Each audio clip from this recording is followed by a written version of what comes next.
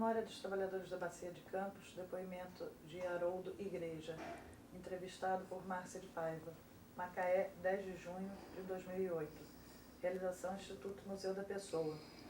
Entrevista número CB, Memória Bacia de Campos, 076. Okay. Boa tarde. Boa tarde. Gostaria de começar a entrevista pedindo que você nos diga seu nome completo, local e data de nascimento. Meu nome completo é Haroldo José Siqueira da Igreja. Nasci em 30 de 4 de 51 e trabalho na UESUB, Engenharia Submarina. Só um minutinho, você nasceu em que cidade? Belém do Pará. E trabalha na UESUB? Engenharia Submarina, Ancoragem. Ancoragem. Como engenheiro... Eu sou engenheiro em equipamento sênior. Você ingressou na Petrobras quando? Veja bem, como engenheiro eu entrei em 84, mas antes de ser engenheiro eu trabalhei na Petrobras como técnico, como oficial de máquina da Marinha Mercante, a primeira vez que entrei em 72. Eu sou antigo em Petrobras. E aí você entrou, você então trabalhava para a Marinha Mercante? Posso contar a história? Pode. Eu me formei oficial da Marinha Mercante pela Escola do Pará, onde eu nasci, em 71. E quando me formei, a Petrobras foi lá apanhar todo o pessoal da minha turma, 10 pessoas, para trabalhar como oficial da Marinha Mercante. Então, vim para o Rio de Janeiro já empregado pela Petrobras. Trabalhei na Petrobras como oficial da Marinha Mercante por um ano e meio aproximadamente. Depois pedi demissão e fui estudar engenharia. Você trabalhava na Transpetro? Na FRONAP. Na FRONAP, A FRONAP, ainda era FRONAP. A FRONAP. Depois, ainda durante meu curso de engenharia, eu ainda trabalhei na Petrobras mais 2 vezes como maquinista, né, como marítimo, até me formar engenheiro. Quando eu me formei engenheiro, trabalhei para uma empresa grande chamada Equipamentos Vilares, onde tive a formação mecânica naval. E depois de aproximadamente uns 3 anos que estava formado, foi que entrei para a Petrobras já como engenheiro mecânico. Tá? Mas na Vilares você trabalhava também ligado? Ligado à mesma atividade naval, mecânica naval, todo o tempo. Mas com a Petrobras também? A Vilares Sim. prestava serviço? Era uma das... A Vilares, na verdade, ela era fabricante de motores marítimos, que abastecia os estaleiros que montavam os motores nas embarcações que iam trabalhar para a Petrobras, tanto navios quanto barcos offshore. E aí, quer dizer, então você chegou a trabalhar também ligado a barcos offshore? Sim, já trabalhei. Para a Bacia de Campos? Já para a Bacia de Campos, começamos com barco como, por exemplo, Nossa Senhora Loreto, Nossa Senhora Conceição, eram barcos da época, eram da Delba Marítima. Tinha barco da Norsul também, tipo Norsul Macaé e alguns outros barcos parecidos, que eu não me lembro o nome, que eram para trabalhar na Bacia de Campos. Esses barcos, eles eram para perfuração? Só para Era apoio marítimo, que a gente chama. O apoio marítimo era barco supply, né, na época. Praticamente no Brasil só se fabricava barco supply. Não se tinha barcos, por exemplo, de grande porte. Os barcos de grande porte que trabalhavam na Bacia de Campos, geralmente estrangeiros. Os primeiros barcos brasileiros eram supplies. E você vinha aqui ainda para Vilares, com a Vilares para a Bacia também? É o seguinte, eu era empregado da Vilares em São Bernardo do Campo, mas representava a Vilares no Rio de Janeiro. E toda vez que tinha problemas com os motores Vilares aqui na Bacia de Campos ou no porto aqui em Betiba, eu tinha que vir para ver o que era que estava acontecendo para tomar providências, né? Chamar a equipe de manutenção, de reparo, que fosse necessário. Então a primeira vinda era minha para justamente avaliar a situação do barco, né? E aí, como é que foi também? Você terminou... Como é que foi essa passagem para a própria Petrobras? A passagem foi o seguinte, depois que eu saí da Vilares, né, foi na época da crise na construção naval. Começou a crise na construção naval, não se vendia mais motores, não se fabricava mais embarcações, né, estava começando a cair. Isso é início da Então, década de 80? Início da década de 80. Aí fui trabalhar numa empresa chamada Mar Petrol como gerente de treinamentos. Gerente de treinamento. Eu era gerente de treinamento dessa empresa quando a Petrobras começou a chamar as pessoas para fazer prova, né, para admissão. Né. Eu fiz prova Petrobras, passei e fui mandado para Natal, Rio Grande do Norte, onde eu passei 12 anos lá. Né. Fui, com 1 ano de Petrobras, já era gerente, né, de transporte marítimo, já que a minha formação era toda essa. E após 12 anos lá em Natal, eu fui fazer mestrado em engenharia oceânica na USP. Depois do mestrado em engenharia oceânica, eu fui transferido para Macaé de novo. Então vim para Macaé, agora pela Petrobras. Né. E aí você chega aqui em Macaé, quando você sabe mais ou menos? Eu vim para cá em final de 96, início de 97. Né. Então já para atividade de transporte, lá em Betiba, comecei lá em Betiba. Já conheci o porto, já conheci a atividade. Passei um tempo, fiz algumas obras lá no porto, né, de renovação. E depois de aproximadamente 2 anos na USTA, né, na parte de transporte, aí fui chamado para trabalhar na engenharia submarina em função do meu mestrado em engenharia submarina, na parte de engenharia oceânica. Só um minutinho. Em Natal você trabalhou também ligado à parte offshore? Que também tem, né? Lá no Rio Grande do Norte. Sim, nós lançamos jaquetas lá, só que, veja bem, lá não é águas profundas, né? Não tem águas profundas. Toda atividade é água rasa. A maior lâmina d'água lá é em torno de 80 metros.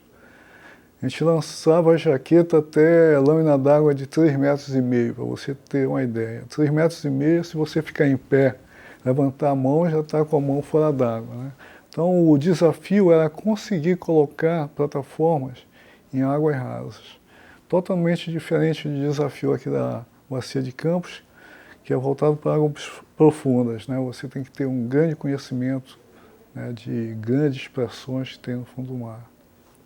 Haroldo, só também, dentro dessa sua trajetória, você sempre, antes de trabalhar na Petrobras, você sempre manteve essa ligação, né? Isso era e essa ligação sempre fazia um charme para você, te puxava? Como é que Petrobras? foi? Ou foi ocasional? Como é que foi? Era a sua vontade ou a vida foi encaminhando mesmo para você? Não, eu sempre tive uma ligação muito forte com a Petrobras, né? Eu acho que eu considero até que visto a camisa até mais do que muitos companheiros por causa dessa ligação. Meu pai foi um dos fundadores da Petrobras, né? Como é que é o nome do seu pai? Manuel Raimundo da Igreja Filho. Eu tenho até hoje o diploma de 25 anos de Petrobras do meu pai, né? Em casa, guardado. Ele já morreu, já faleceu uns 10 anos atrás. Meu pai foi uma das primeiras pessoas que trabalhou na Amazônia, né? Tem várias pessoas ainda na Petrobras que conheceram meu pai. Ele era engenheiro ou geólogo? Não, ele era assistente administrativo da Petrobras. Ele era formado em contabilidade, naquela época não tinha economia, curso de economia não existia. Era técnico em contabilidade e trabalhava como assistente administrativo na Petrobras.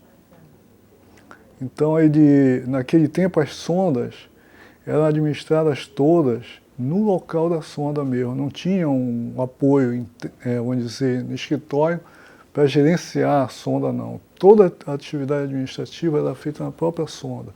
Era local? Era local. Para você ter uma ideia, uma das coisas que a gente convivia quando era criança, né, é que o meu pai falava muito, é que ele tinha que administrar desde do rancho, né, da plataforma, da sonda, até a compra de equipamentos, tudo na própria sonda, né. Então, por exemplo, para o almoço pessoal, a comida do pessoal na beira do rio, lá no Amazonas, o ribeirinho chegava com peixe de manhã cedo, né, ou então com galinha, ou então com tracajá, aquelas coisas, né, e vendia na hora lá para a Petrobras.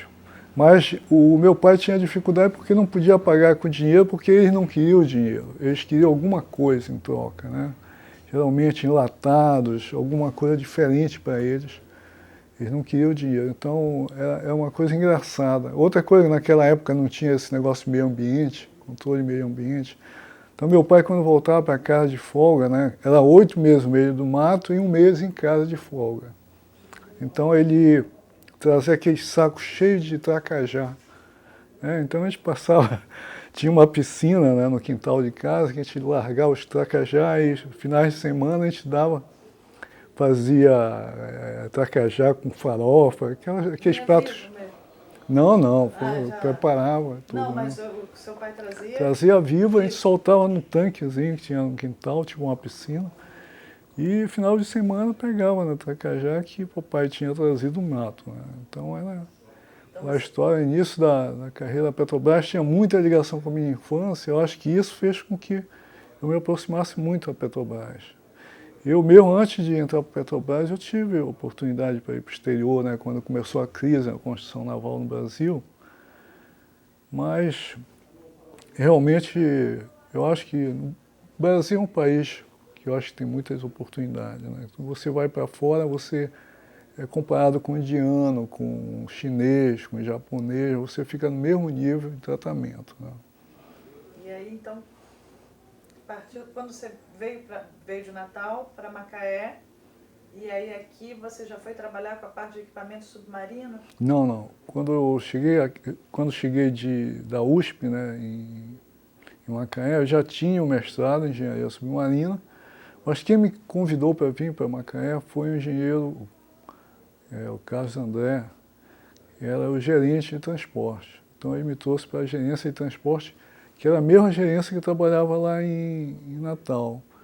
Tinha algumas diferenças, né, claro, que lá, por exemplo, no Nordeste não tem engenharia submarina. Quem dá apoio para a engenharia submarina é o pessoal de transporte. E devido à minha formação, mais ainda, né, eu era uma pessoa que atuava muito, vamos dizer, entre aspas, na engenharia de transporte e engenharia submarina lá no Nordeste, porque não tinha engenharia submarina, que quando eu vim para cá, de novo, fui muito atraído para a engenharia submarina em função desse conhecimento que eu tinha lá do Nordeste, né? Atividade naval. E aí, então, essa passagem, quando você faz aqui também para parte de equipamentos submarinos, é em que ano, mais ou menos? 96, final de 96, início de 97, né? Você está pegando também uma segunda fase de expansão muito grande, né? Comecei...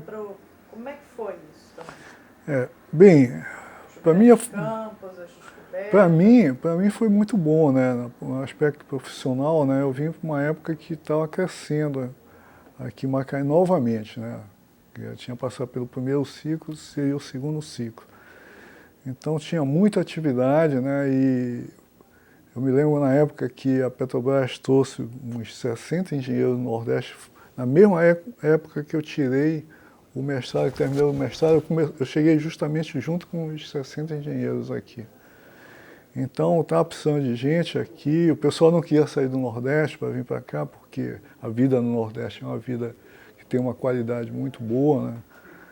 E o crescimento em Macaé estava muito grande, você tinha que pagar aluguel muito alto, né? Então, para o lado familiar, tinha algumas dificuldades, mas em termos de trabalho realmente tinha um crescimento imenso, você tinha liberdade para poder atuar da maneira que você achava que era conveniente. Isso aí, essa liberdade faz com que você tenha uma motivação muito grande, né? Então eu achei muito bom. Os grandes campos já estavam descobertos ou estavam ainda nesse... Não, o roncador tinha sido descoberto, né? Então está uma tendência muito grande de apoiar o roncador.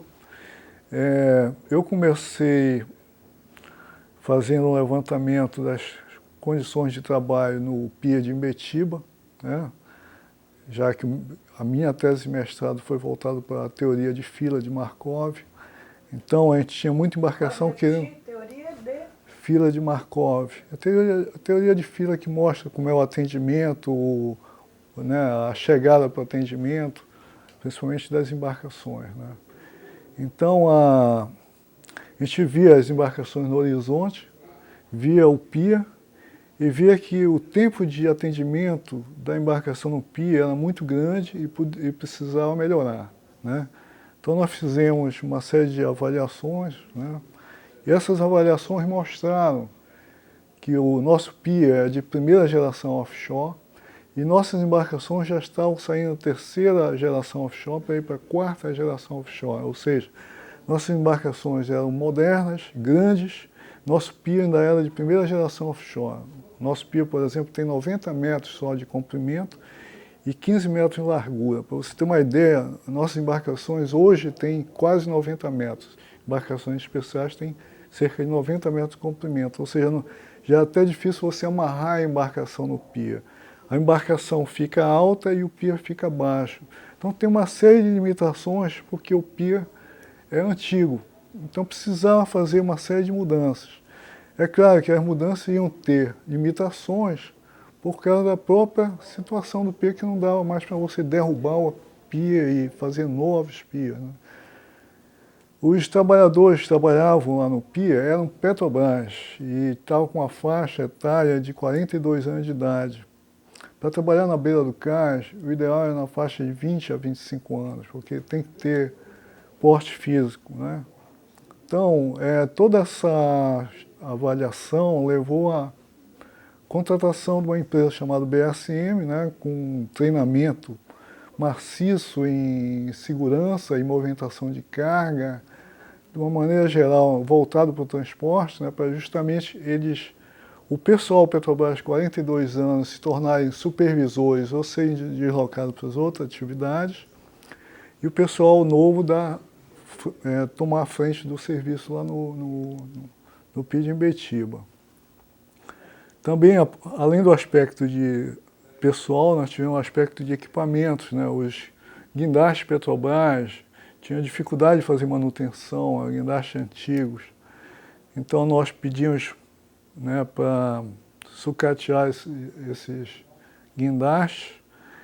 Eles deram lugar a guindastes da própria BSM, e o contrato já vinha esses guindastes. Ao invés de ter só um guindaste por pia, teria 2 guindastes por pia.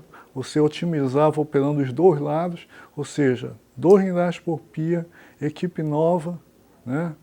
Os guindastes novos.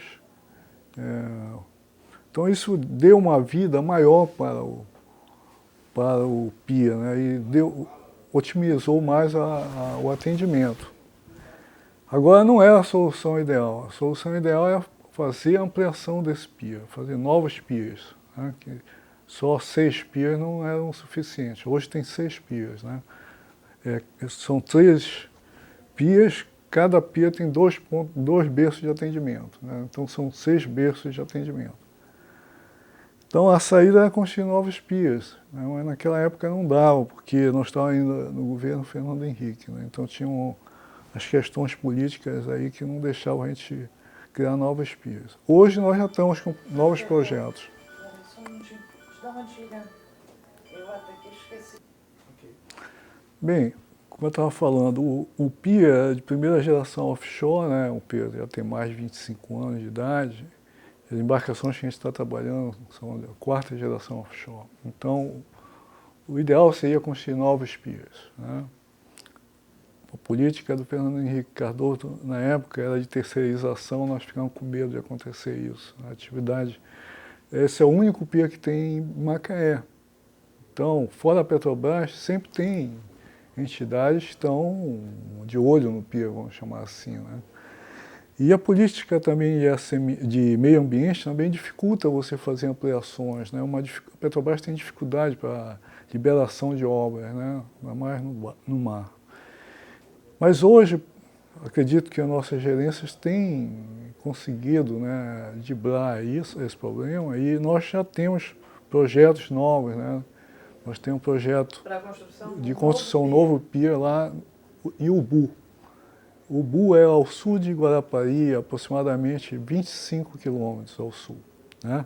Tem um terminal lá de uma empresa chamada Samarco, que é de mineração, na parte de Pelotas de ferro fundido.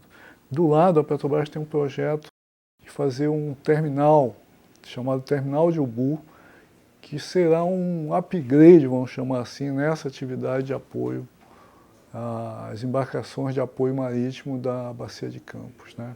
Com a visão maior para o norte da Bacia de Campos. Que param essas embarcações que param nesses 6 piers aqui de Imbetiba, são embarcações de apoio? O que se para ali? Se para todo tipo de embarcação, não tem distinção. É claro que os 3 piers e os 6 berços, lógico, tem alguma distinção em termos de onde é melhor amarrar determinado tipo de embarcação. Então, por exemplo, o Pier 1 é mais voltado para embarcações pequenas, lanchas de passageiros, lancha de transporte de pequenos malotes, que a gente chama de expressinho, pequenas embarcações tipo mini supply e até supplies pequenos também. Já o outro pier lá no extremo, que é o Pier 3, que é o mais para o mar, se atraca mais embarcações de grande porte, tipo os HTS, Anchor Handler Tug Supplies.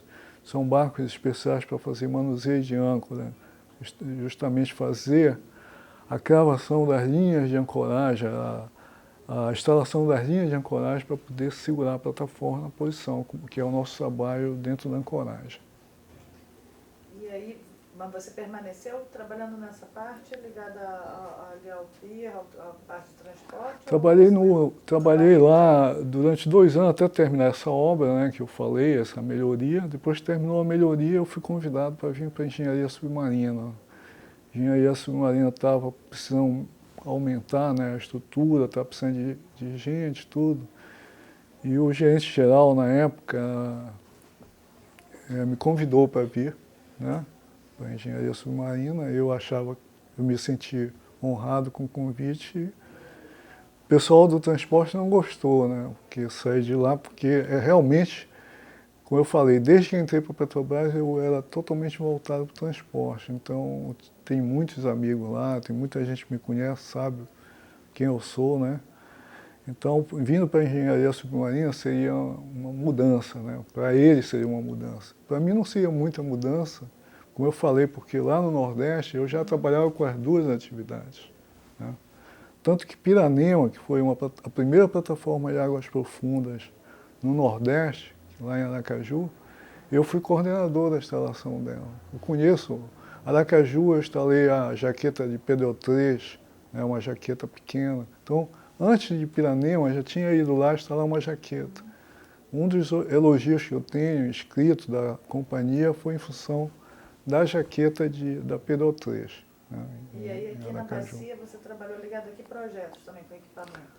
Aqui eu comecei com o projeto da P36, logo iniciando, logo que eu cheguei aqui, com 2 meses, eu já estava participando do processo de instalação da P36. Eu contratei um ROV para colocar num barco para poder acompanhar a instalação do sistema de ancoragem da P36.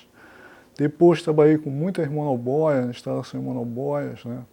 IMO 3, depois uma SBM2, que foi no Terminal Norte Capixaba. Então, da P36, do afundamento da P36 também eu participei, porque tinha uma série de detalhes que a gente tinha que participar, como, por exemplo, a possibilidade de tirar a plataforma antes dela ir para o fundo, né, com permissão da seguradora de Londres.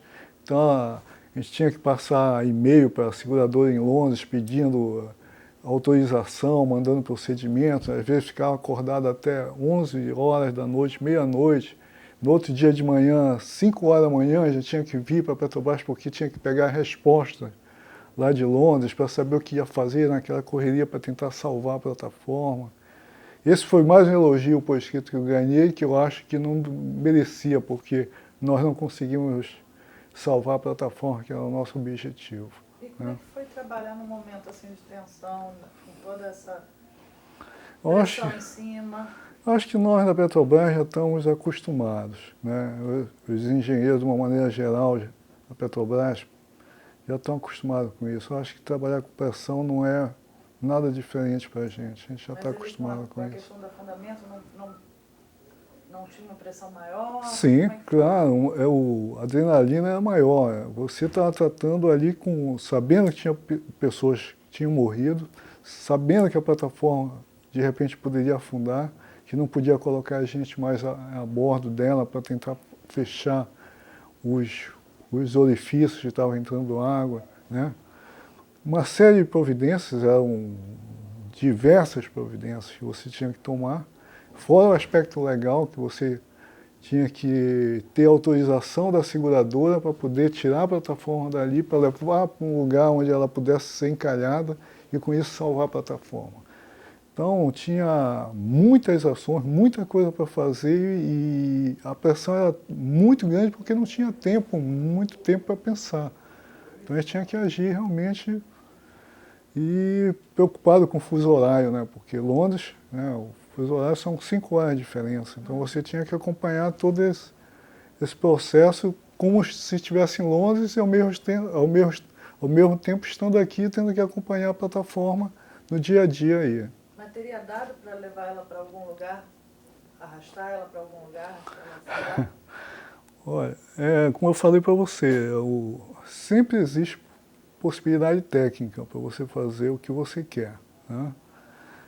As dificuldades são maiores, legais, administrativas, né? E por aí, eu acho que é por aí. O homem já foi à Lua, né? O homem já instalou plataforma a 2.500, 3.000 metros de profundidade. Eu acho que tecnologia a gente tem para fazer.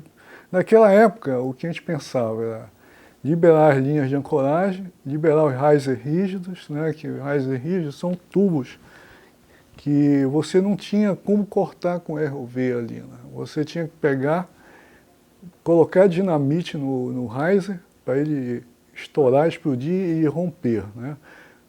Só que a dinamite é controlada.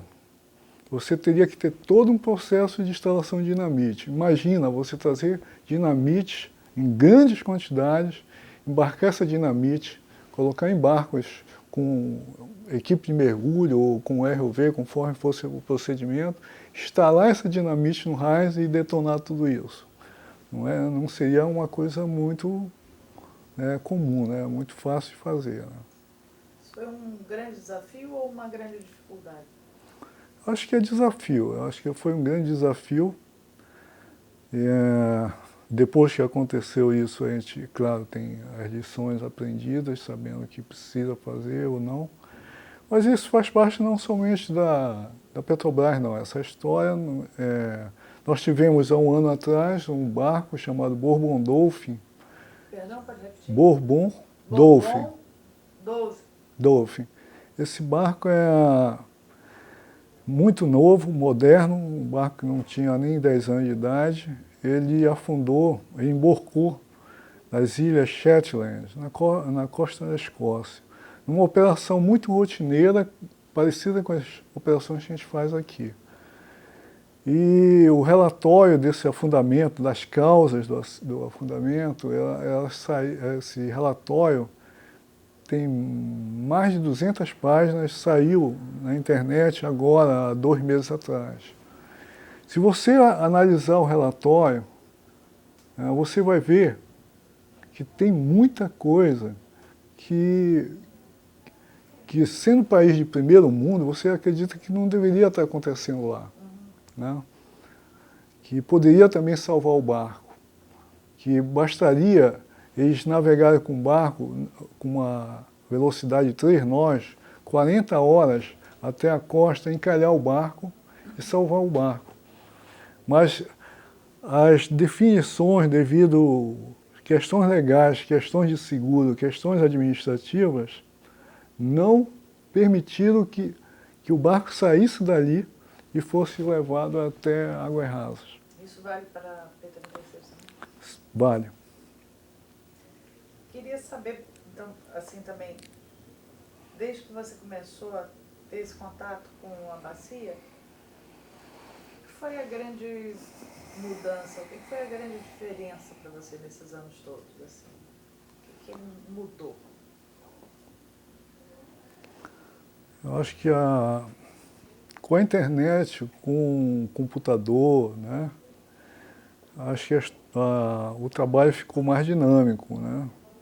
Antigamente, eu vinha antes do computador, né? Eu comecei a trabalhar antes do computador, então os prazos eram mais dilatados, você trabalhava de uma forma que você pensava mais, que você refletia mais, né? Hoje os prazos não são dilatados, os prazos são muito apertados, todos os projetos nossos são apertados em termos de prazo. Então isso é uma questão que mudou muito, eu acho que mudou muito, por um lado para melhor, para o outro para pior. Eu não, estou convicto de que por uma parte foi para pior realmente, né? Mas faz parte da humanidade, né? Não é só a Petrobras, não é só o Brasil, né? Toda a humanidade, com a globalização. Esse processo é maluco. Hoje você manda um e-mail para o cara, quando você vai 2 horas da madrugada lá no computador, já tem a resposta. No mínimo você faz um levantamento, o cara chegou em casa, tomou um banho e foi para o computador novamente, aí não foi dormir, para mandar aquele e-mail de volta, retorno. Então você vê a dinâmica do negócio, né? Que é mais rápido hoje. É, muito mais rápido as coisas. E a parte toda mesmo desse complexo todo da Petrobras aqui em Campos, né? De quando você trabalhava com a Villares e que você vinha fazer suas visitas, para quando você veio morar aqui definitivamente, quando você voltou, qual foi a tua impressão também? A impressão é que houve uma mudança brutal na cidade, né? A cidade não é aquela que eu vinha. Na época que eu trabalhava na Villares, eu vinha a Macaé, ficava em hotel, depois voltava para casa. Eu morava em Niterói, né? Meu filho estava recém-nascido, né? Então eu nem pensava morar em Macaé, que Macaé não tinha condições de você morar, né? É um lugarejo, Macaé, é uma cidade muito pequena. Já Niterói é uma cidade bonita, até hoje Niterói é uma boa cidade para viver. Então, quando eu vinha, depois da minha época que eu passei Natal, que eu vim para Macaé, eu notei a diferença, né? A diferença para melhor, a cidade estava maior, estava com muito movimento, né? A construção civil por tudo quanto era lado, né?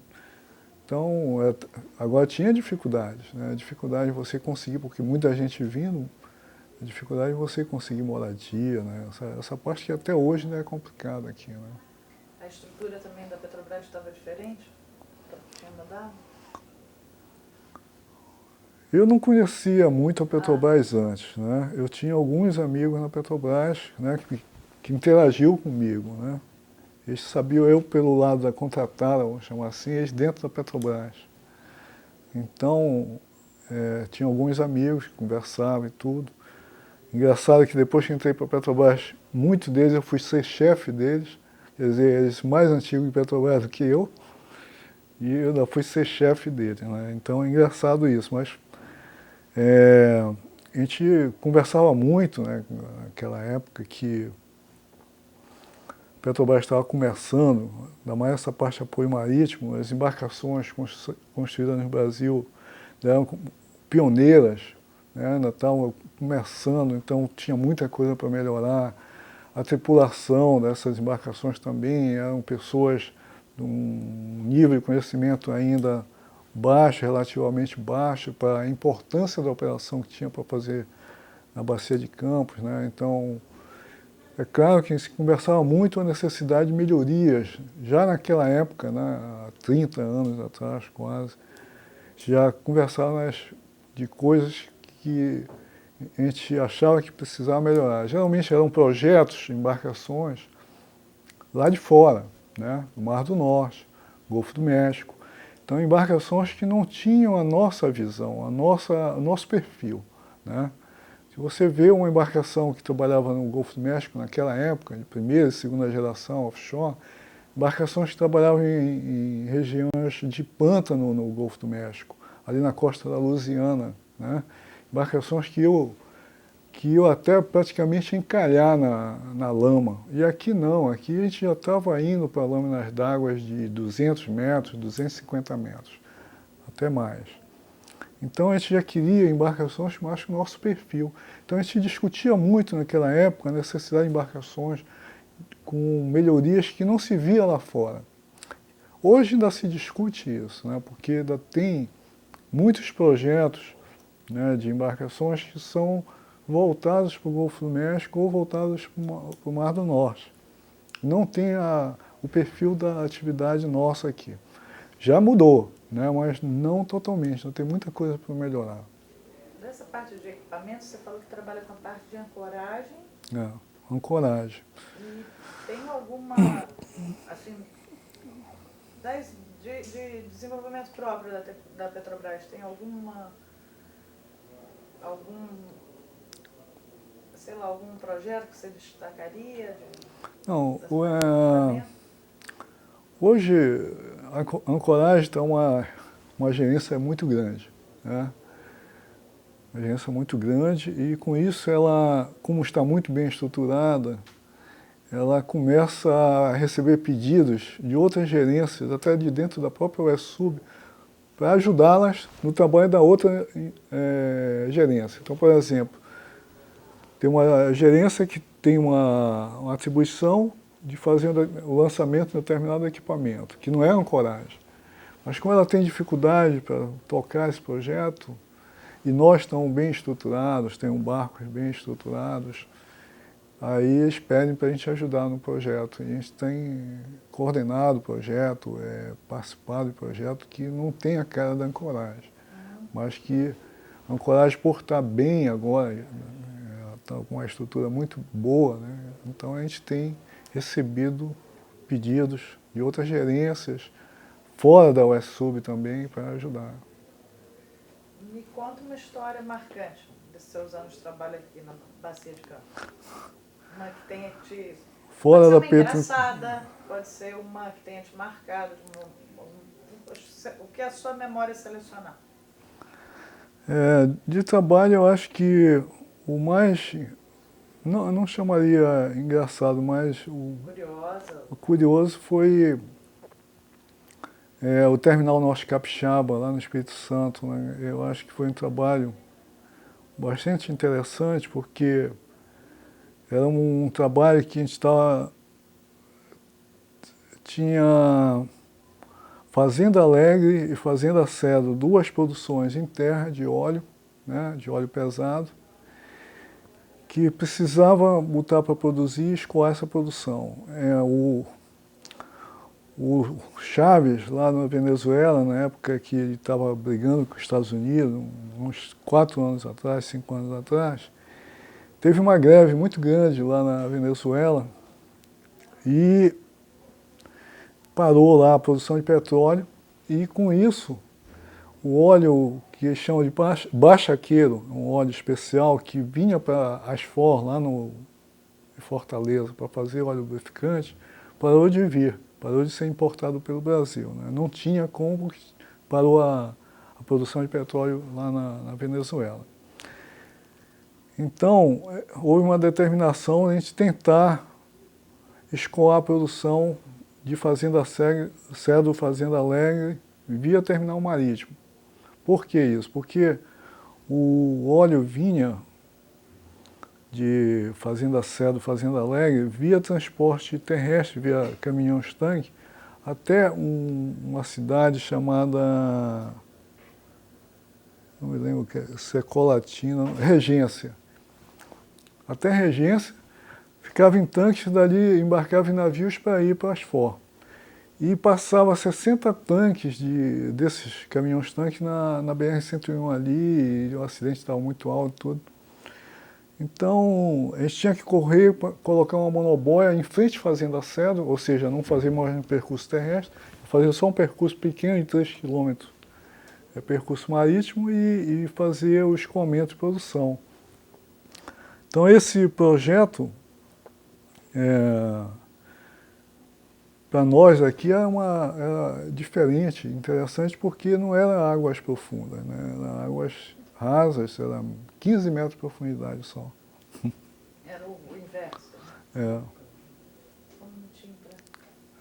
Então, o que é interessante na história é o seguinte: Normalmente na Bacia de Campos a gente produz no mar e escoa para a terra, tá certo? E águas profundas. Esse projeto era para escoar de terra para o mar e era água rasa, né? Totalmente diferente do que a gente estava acostumado a fazer. Então, Haroldo, deixa eu só te perguntar, por curiosidade mesmo, não é nem, quer dizer, curiosidade não é a palavra, mas como é que um projeto desses, até distante, de certa forma distante, vem parar para você, assim, um só parou para poder aqui. entender? É porque as monoboias normalmente eram equipamentos da Bacia de Campos, né? A gente no Brasil todo só tinha monoboia na Bacia de Campos e uma monoboia no Rio Grande do Sul, lá em Tramandaí, era só, não tinha monoboia em outros lugares. Agora já tem mais, né? Inclusive o Terminal Norte Capixaba lá no Espírito Santo. E o know-how também, né? Nosso aqui, principalmente na engenharia submarina, que eu falei, nós temos uma equipe de engenheiros muito boa, muito boa essa equipe, que atua em várias atividades, né? Você consegue pegar para várias atividades o cara que é especialista realmente. Isso também é a grande, né, sacada aí do atendimento a esses projetos. Tem algum projeto que tenha te dado, tenha sido assim meio aquele projeto do coração, mais especial, que tenha sido... Vou pedir só para você não apertar tanto, porque entra no seu microfone também, o som. Tá. Não, eu não tenho nenhum projeto assim especial assim na Bacia de Campos. Eu, graças a Deus, todos que eu participei, P38, P40, P50, Piranema lá em Sergipe, né? São os projetos que realmente foram muito interessantes, nós gostamos muito. Deu muito trabalho, mas todos foram bons projetos, não tem nenhum especial. Eles vão se modificando à medida que você vai também mudando as P's, você enumerou uma série de P's aí até 50. 50 foi a última, né? Não, a última que eu participei foi a P50, mas tem agora a P51, tem P53, continua, né? Mas são diferentes, são projetos... São projetos sempre... de ancoragem, sempre tem alguma diferença em função de lâmina d'água, inclinação de fundo, o solo, o tipo de solo, se o solo é duro, desculpa, se o solo é mole. Você quer que pare um minutinho? Retornando, Haroldo, então você estava falando que cada projeto é diferente um do outro. O projeto de ancoragem ele nunca é igual um ao outro, né? A diferença são, principalmente, o solo, o tipo de solo que vai influenciar na cravação da estaca torpedo, âncoras, né? A inclinação desse solo que vai influenciar nas linhas de ancoragem, o tamanho dessas linhas de ancoragem, o comprimento dessas linhas. E o porte da plataforma, né? Em função da alocação, né? Então, sempre tem diferença, né? Você não consegue nunca ter um projeto igual ao outro. E esses trabalhos vocês fazem em conjunto, né? Com quem projetou a plataforma, né? Sempre são equipes, né? Tem a equipe de ancoragem, tem a equipe da unidade, tem a equipe do pessoal da geologia marinha, do solo, do tipo de solo, que vai estudar e dar subsídios para a gente analisar o que é que a gente vai fazer com relação ao sistema de ancoragem. Então essas informações das diversas equipes vão alimentar o nosso processo, né, para a gente ter condições de fazer o projeto que vai atender realmente à instalação daquela plataforma. Então, cada plataforma é um estudo diferente. Haroldo, a gente vai terminando a nossa entrevista. Eu queria perguntar se ficou alguma coisa que a gente não conversou aqui que você gostaria de deixar registrado. Não, eu acho que deu para ser bastante abrangente. Nós conversamos até informações do meu passado aí, do meu pai, né, que foi uma história antiga da Petrobras, até o dia de hoje. Eu acho que foi bastante legal. Então tá, Haroldo, queria agradecer você ter vindo aqui e perguntar se você gostou de ter contribuído para o Projeto Memória. Sim, eu acho que é positivo. Obrigado também a vocês. Tá, obrigada, a gente que agradece a sua participação.